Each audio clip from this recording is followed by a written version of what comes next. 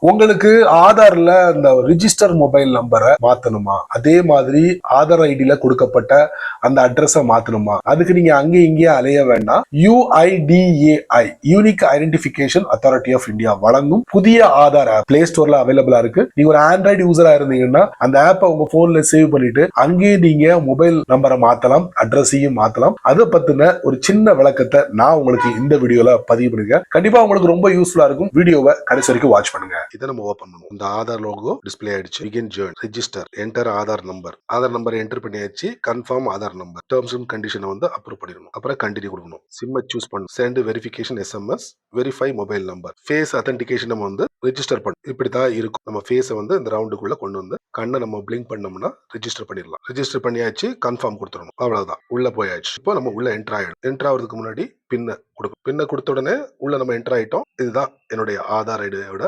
Details. என்னுடைய photo, name, birth, அப்புறம் மேலா ஃபீமேலா எல்லாம் டிஸ்பிளேயா இருக்கும். கீழே பாருங்க, ஷேர் அப்படிங்கிற ஆப்ஷன் கொடுத்துருக்காங்க. Download, biometric.